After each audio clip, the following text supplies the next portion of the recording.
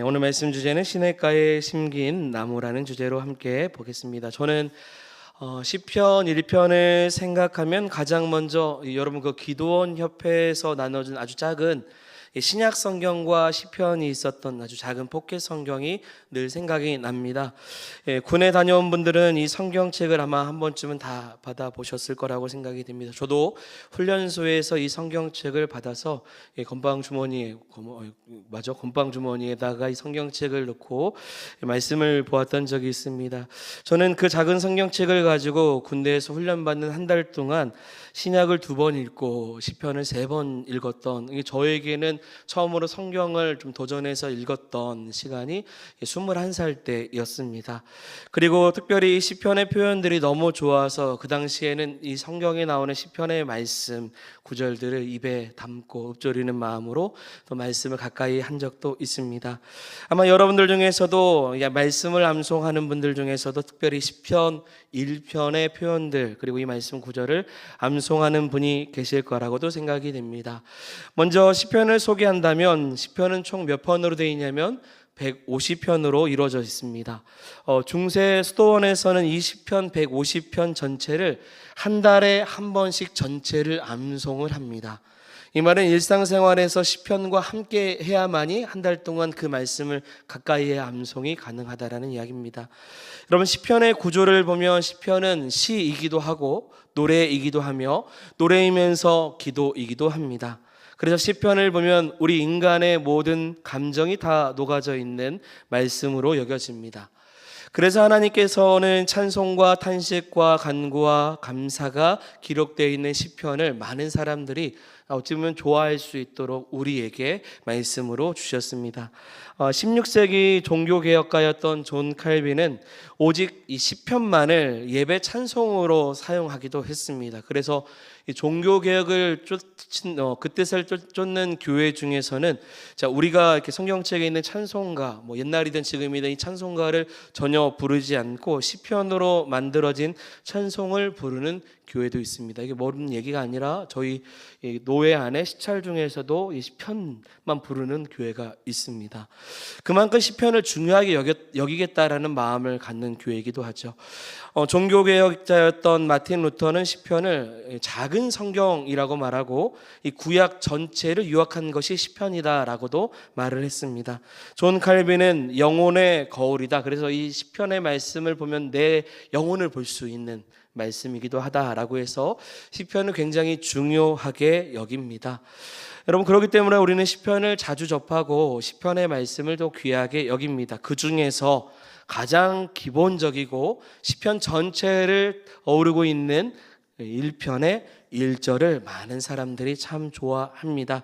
여러분, 시편 1편 1절을 어떻게 시작을 합니까? 복 있는 사람은, 이렇게 시작을 합니다. 이 복 있는 사람이 되기를 바라는 것 같은 그 표현이 지금 1절에 복 있는 사람은 어떻게 해야 되는지에 대해서, 무엇을 해야 되는지를 마치 이야기하는 매뉴얼처럼, 여러분 복 있는 사람이 되고 싶습니까? 그러면 이렇게 해보세요 라고 하는 것처럼 우리에게 소개하고 있습니다. 그런데 이 표현은 마치 복이 있는 사람이 되고 싶으면 이라는 표현처럼 느껴져서 무언가를 해야 복 있는 사람인가 라는 그러한 매뉴얼처럼 생각할 때가 있습니다. 그런데 여기서 복이 있는 사람이라는 말을 여러분 원문 그대로 번역하면 이런 뜻입니다. 이런 사람은 행복하다, 행복하도다, 이런 사람이 행복한 사람입니다 라고 시작을 한다는 거죠. 이게 조금 어감이 다릅니다. 여러분, 무엇을 해내야 되는, 복 있는 사람 뭐 해야 되는 이게 아니라 그냥 이 자체, 이런 사람이 행복한 사람이에요. 여러분, 이것은 마태복음 5장에 나오는 팔복에서 예수님께서 사용하셨던 표현과 같습니다. 여러분, 5장에 보면 심령이 가난한 자는 뭐가 있죠? 복이 있나니 라고 우리는 알고 있습니다. 그런데 원문에서 보면 뭐가 먼저 오냐면 복이 먼저 옵니다. 복이 있도다, 심령이 가난한 사람이여 라는 말이 되어 있습니다. 어순 자체가 그러죠. 이게 어감이 좀 다릅니다. 여러분, 심령이 가난해져야만이 복이 있는 것처럼 말하는 우리 개역개정 성경과 원래 원문에서는 복이 있습니다, 그 사람이 심령이 가난한 사람이었습니다 라는 말은 다른 의미입니다. 무엇을 하지 않아도 뭐가 먼저 선포되고 있냐면 복이 먼저 선포되고 있다라는 거죠. 지금 시편의 기자도 말하는 행복은요, 예수님이 말씀하신 것과 같은 의미로서 어떤 환경에서 누릴 수 있는 행복을 말하는 것이 아니라 그냥 먼저 뭘 선포하냐면 복을 선포하는 것입니다. 이런 사람이 복 있는 사람입니다 라는 거죠.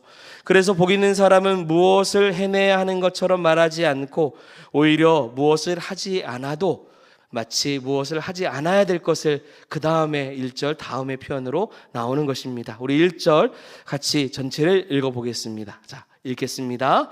복 있는 사람은 악인들의 꾀를 따르지 아니하며 죄인들의 길에 서지 아니하며 오만한 자들의 자리에 앉지 아니하고. 아멘. 보십시오. 1절에 무엇인가를 해내는 사람이 아니라 자 보세요. 무엇을 하지 말아야 될 것을 말씀하고 있습니다. 첫 번째 뭐죠? 악인의 꾀를 따르지 않는다.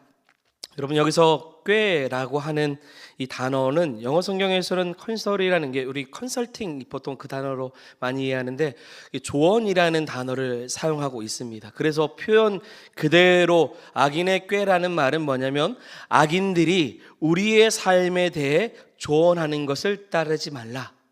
무엇을 조언하든 그거 따르지 마세요. 지금 이 이야기를 하고 있는 겁니다. 자, 또 복 있는 사람은 죄인의 길에 서지 않는다라고 표현되어 있죠. 현대어 성경에서는 이것을 어떻게 표현하냐면 죄인들의 본을 따르지 않는다, 본받지 말라라고 표현되어 있습니다. 따르지 않고 본받지 않는 것이 사랑 여러분 첫 번째 어떤 사람이라는 거예요?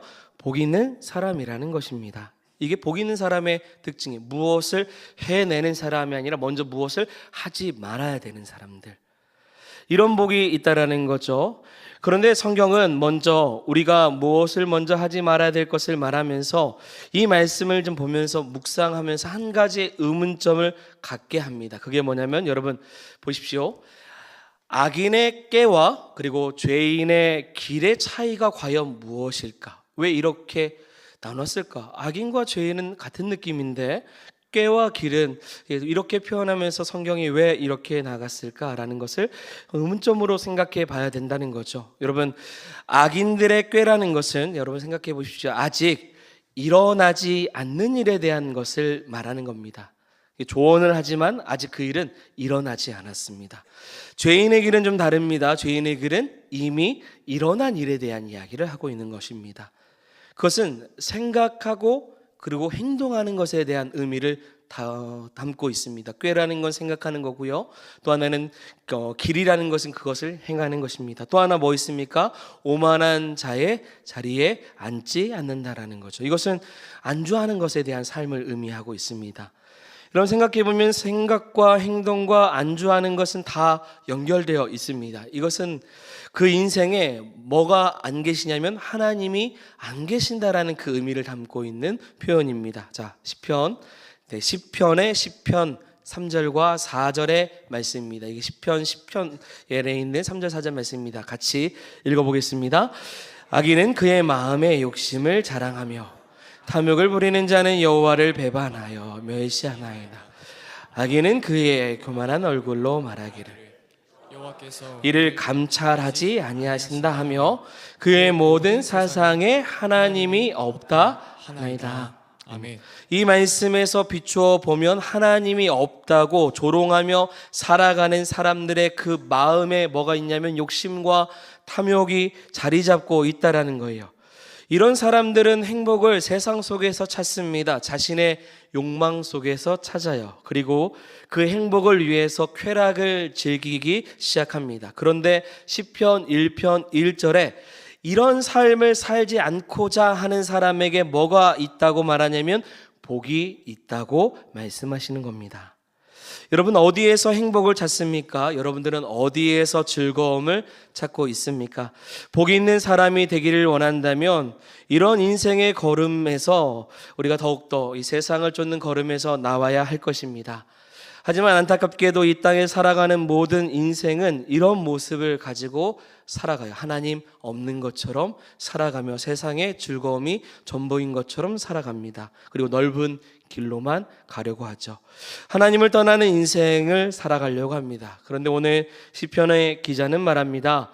복 있는 사람은 악인들과 죄인들과 오만한 자들의 그 생각과 행동과 안주하려고 하는 삶의 자리에서 분리된 사람이 되어야 한다. 다른 생각, 다른 삶, 그리고 다른 것에 자신을 던지고 구별된 백성으로 살아갈 때 그 사람이 그런 사람이 복이 있는 사람이라는 것을 말하고 있습니다. 성경에서는 이런 사람을 거듭난 하나님의 자녀, 신자라고 표현하고 있습니다. 그래서 저는 1절의 말씀을 많은 성경이 있지만 전 메시지 성경의 표현을 좋아합니다. 이 구절에서는요. 그래서 이 메시지 성경에서는 어떻게 표현하고 있냐면 그대여 하나님께서 그대를 좋아하실 수밖에 없네. 자네가 죄악 속을에서 들락거리기를 하나 망한 길에서 얼씬거리기를 하나 뭘 배웠다고 입만 살아있기를 하나 무엇을 하지 말아야 할 것을 알고 있는 당신이 복 있는 사람이에요. 이게 메시지 성경에서 1절의 말씀을 풀이한 내용입니다. 우리가 죄악 속을에 망한 길에 뭘 배웠다고 교만해서 입이 그렇게 살아가는 삶을 살아가나 그런 사람 아니지 않나.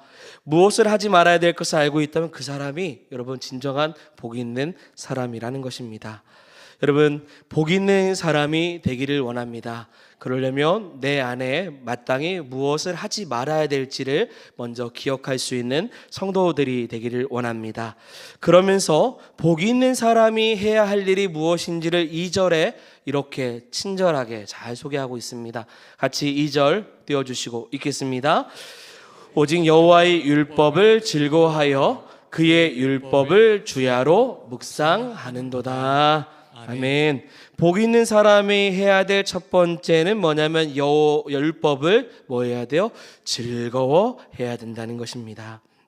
이전에는 자신의 욕망을 채우기 위해서 꾀를 쫓았고 쾌락을 얻고자 죄인의 길을 갔다면 이제는 하나님을 알아가는데 그 기쁨을 누려야 한다라는 것입니다. 여러분 율법이라는 것은 곧 하나님의 말씀을 의미하는 것이고 곧 누구를 아는 것이냐면 하나님을 아는 삶을 의미하고 있습니다. 그리고 하나님을 아는 것이 우리의 뭐가 되어야 되냐면 즐거움이 되어야 한다라는 거죠. 사랑하는 여러분, 곧 하나님이 나의 기쁨의 대상이 된다라는 말입니다. 이게 얼마나 놀라운 변화인 줄 아십니까? 여러분 보통 신앙생활 할 때 보십시오. 여러분 내가 성경을 일독을 해내야 한다라는 결단을 연초가 되면 많은 사람들이 합니다. 또한 예배를 빠지지 않으려고 노력을 합니다. 봉사를 하고자 헌신을 다짐합니다. 왜냐하면 무엇인가를 해내야 성도라고 생각하기 때문입니다. 그런데 진짜 즐거움은 어떤 목표를 두고 성과를 내는 것이 아닙니다. 여러분 하나님을 아는 시간, 하나님을 사랑하는 시간, 하나님을 만나는 시간이 너무 즐거우면 그것은 해내야 되는 어떤 결단과 노력이 전혀 필요하지 않습니다. 그냥 자연스럽게 하게 되는 것이죠. 여러분 잠이 좋은 사람은 그냥 잠을 자면 되는 겁니다. 음식이 좋다고 음식을 좋아한다면 그냥 음식을 먹으면 되는 겁니다. 음식을 내가 반드시 먹어내야겠다, 잠을 반드시 자야겠다, 어떤 결단과 헌신이 필요 없이 잠이 좋으면 잠을 자는 겁니다. 음식이 좋으면 그 음식을 먹으면 되는 겁니다. 내가 하나님이 좋으면 하나님을 아는 시간을 즐거워해야 되는 것이지 그것을 결단하고 무엇인가를 이뤄내는 것처럼 한다면 여러분 그것이 오히려 더 고통이 될 수 있습니다. 여러분 시편의 기자는 이렇게 말하면 율법을 해야 된다고요? 즐거워해야 된다. 어떤 목표의식이 아니라 무엇을 해내는 것이 아니라 그 말씀을 내가 마치 말씀이 미각같이 어떤 맛을 본 것처럼 너무 좋아서 그것을 자연스럽게 또 맛보는 것처럼 내가 즐거이 그 말씀을 가까이 해야 된다는 것입니다. 이것을 시편 기자들은 너무 잘 알기 때문에 자주 표현했고 시편 전체에서도 많이 나왔습니다. 몇 구절만 한번 살펴볼까요? 시편 119편 72절의 말씀입니다. 읽겠습니다. 주의 입의 법이 내게는 천천 금은보다. 아멘. 주의 말씀이 세상의 그 무엇보다 좋다라는 거예요. 그리고 127절의 말씀입니다. 같이 읽겠습니다. 주의 계명들을 금 곧 순금보다 더 사랑하나이다. 아멘. 주의 계명을 세상의 어떤 것보다 더 많이 사랑하겠다라는 거고요. 그 다음에 162절의 말씀인데요. 같이 읽겠습니다. 사람이 많은 탈취물을 얻은 것처럼 나는 주의 말씀을 즐거워하나이다. 아멘. 아멘. 많은 사람들이 무엇인가를 자꾸 모으고 그렇게 살아가는 것처럼 나는 말씀을 그만큼 뭐예요? 즐겁게 여긴다라는 거죠. 시편 4편입니다. 7절의 말씀이에요. 주께서 내 마음에 두신 기쁨은 그들의 곡식과 새 포도주가 풍성할 때보다 더하나이다. 아멘. 그 말씀이 너무 좋음을 내 마음에 두고 있는 거죠. 심지어 마음에 그 꿀보다 더 달다고 말합니다. 시편 119편 103절의 말씀이에요. 주의 말씀의 맛이 내게 어찌 그리 단지요 내 입의 꿀보다 더 다니이다. 아멘. 어떤 음식보다 말씀이 더 귀함을 고백합니다. 욥기 23장 12절 말씀입니다. 내가 그의 입술의 명령을 어기지 아니하고 정한 음식보다 그 입의 말씀을 귀히 여겼도다. 아멘. 여러분, 거듭난 신자 성도는 참으로 행복한 사람들입니다. 믿으시죠? 우리가 구원받은 백성이라면 참으로 행복한 사람입니다. 왜냐하면 새로운 즐거움과 기쁨을 주의 말씀을 통해 얻기 때문입니다. 하나님과의 그 생명적인 관계를 맺는 사람은 하나님의 말씀을 통해서 다시 살아나는 생명을 얻게 됩니다. 신앙이 성장할수록 은혜가 넘칠수록 하나님의 말씀의 가치, 곧 이 소중함을 알고 즐거워함이 깊어진다라는 것입니다. 이것은 하나님이 죄인의 마음을 변화시킨 결과이죠. 여러분, 이것이 복이라는 것입니다. 시편의 기자는 하지 말아야 될 것과 해야 할 것을 이야기하면서 그런 사람들에게 이런 축복이 있다라고 해서 마지막 3절에 이렇게 말하고 있습니다. 같이 읽겠습니다. 그는 시냇가에 심은 나무가 철을 따라 열매를 맺으며 그 잎사귀가 마르지 아니함 같으니 그가 하는 모든 일이 다 형통하리로다. 아멘. 아멘. 시편의 기자는 본문의 말씀을 통해 비유적으로 3절에 이야기하고 있습니다. 뭘로 비유했냐면 나무로 비유하고 있습니다. 여러분, 나무의 가장 큰 축복이 무엇인지 아십니까? 철을 따라서 뭘 맺는 거예요? 열매, 과실을 맺는 겁니다. 또 하나는 잎사귀가 마르지 않는 거예요. 이것이 모든 일에 형통하다라고 3절에 표현되어 있습니다. 그래서 시냇가에 심은 나무와 같은 인생이 행복해요. 여러분, 이런 축복이 있기 원합니다. 그런데 나무가 열매를 맺고 잎사귀가 마르지 아니함이 당연한 일이잖아요. 맞죠? 나무라면 열매를 맺어야 돼요. 잎사귀 마르지 않아야 됩니다. 근데 왜 이게 복이라고 이야기합니까? 우리가 너무나 당연하게 생각하는 이런 축복을 모든 나무가 누리는 것이 아니기 때문입니다.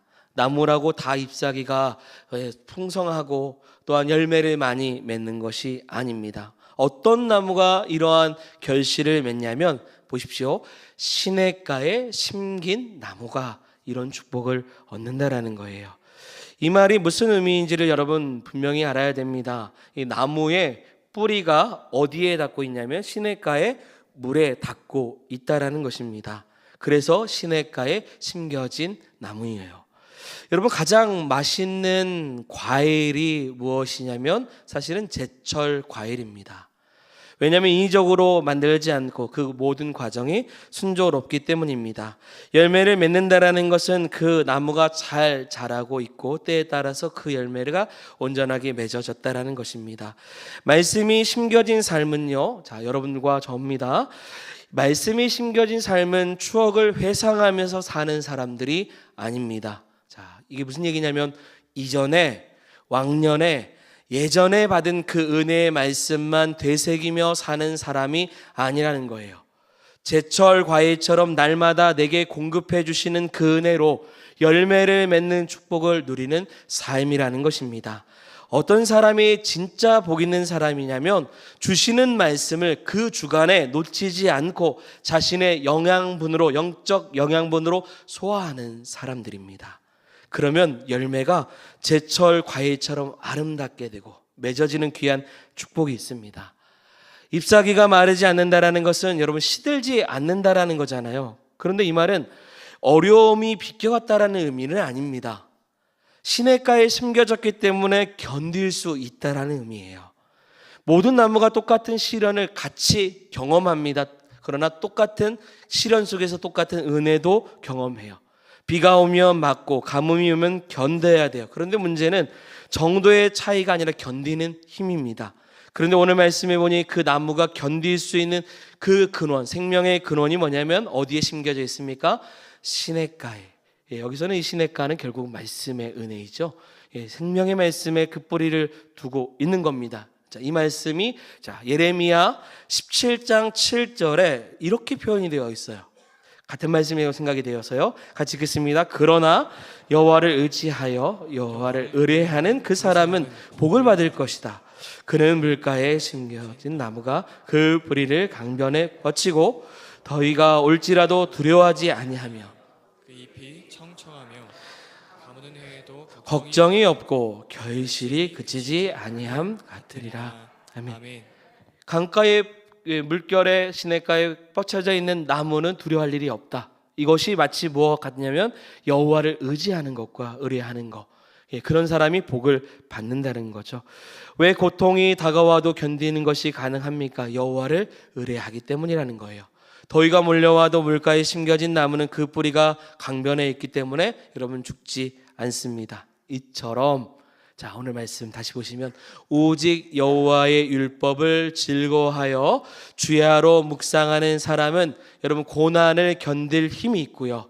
인생의 무더움과 가뭄을 겪을 수 있을 때도 두려움과 염려 속에서도 극복할 수 있는 힘을 얻을 수 있다라는 거예요. 누가요? 율법 하나님의 말씀을 즐겁게 여기는 사람들이요. 그 말씀을 귀하게 여기는 성도들이 되기를 원합니다. 그리고 그 즐거움을 경험하시기를 바라요. 즐거움은 무엇인가를 해내는 게 아닙니다. 그 자체가 너무 좋아서 그것을 할 수밖에 없는 것입니다. 오늘 이 교회 이제 소천하셨지만 오래되셨지만 하용조 목사님께서 시편 강해를 하시면서 이런 질문을 성도들에게 던지셨습니다. 이 내용으로 오늘 말씀을 마치겠습니다. 이런 겁니다. 여러분, 열매는 누구를 위해서 맺는 것입니까? 나무가 열매를 맺을 때 누구를 위해서 맺는 것입니까? 나무는 나무를 위해 열매를 맺는 것이 아닙니다. 그것을 따먹을 사람을 위해서 열매를 맺는 것입니다. 성경은 이것을 복이라고 말하고 있습니다. 나무에는 열매가 있어야 열매를 필요하는 사람들이 모이기 시작합니다. 이와 같이 우리 안에 열매를 맺는 것이 나뿐만 아니라 이 말씀이 내가 즐겁고 열매를 맺을 때 그것이 누군가에게도 귀한 전함이 있다라는 거죠. 여러분, 말씀을 정리하겠습니다. 복 있는 사람은 어떤 사람입니까? 무엇인가를 해내야 되는 사람이 아니라 먼저는 하지 말아야 될 것을 아는 사람인 것입니다. 악인, 죄인, 오만한 자들의 삶을 본받지 않는 것입니다. 복 있는 사람은 일독을 해야 하고 예배를 무조건 빠지지 않고 봉사를 여러 개씩 하듯 무엇인가를 해내는 사람 또한 아닙니다. 먼저는 하나님을 아는 것을 즐거워하고 하나님을 더 깊이 알고자 주 앞에 나아가는 사람입니다. 계속 주님을 알고자 주의 말씀을 사모하고 즐거워하며 주야로 묵상할 때 그 갈망이 넘칠 때 그 사람이 복된 사람이 되는 것입니다. 그리고 시냇가에 심겨져 있듯이 주님께서 우리 인생의 뿌리를 두고 주님께 우리의 인생의 뿌리를 주님께 두고 열매를 맺는 삶, 그리고 고통과 두려움 속에서도 시들지 않는 삶, 만사형통하듯 주와 함께하는 삶을 살아가는 저와 여러분들이 되기를 소망합니다. 그러면서도 한 가지 말씀드리면 한 해 동안 좀 말씀을 일독하십시오. 그러나 목표를 위함이 아니라 하나님을 더 알고자, 갈망하고자, 즐거워하고자 말씀을 가까이 하여 오늘 말씀을 통해 올해 한 해 여러분 복 있는 삶을 살아가는 저와 여러분들이 되기를 주의 이름으로 축원드립니다. 말씀 앞에서 경외함으로, 말씀 앞에서 경외함으로 주께 홀로 섭니다. 주께 홀로 서 생명의 말씀, 우리가 읽고 순종해 주를 예배하. 한 한 번 더 고백하겠습니다. 말씀 앞에서 경외함으로, 말씀 앞에서 경외함으로 주께 홀로 섭니다. 생명의 말씀 읽고 순종해 주를 예배합니다. 기록된 말씀, 기록된 말씀 힘이 있어서 진리로 우리 거룩한 말씀 세세 영원히 우리에게 복음이 되어 말씀하시네. 하나님 말씀에 두려워 떠는 자, 그 말씀에 생명을 거는 자, 한 사람 찾으시는 주님의 약속을 믿어. 하나님 말씀에 운명을 거는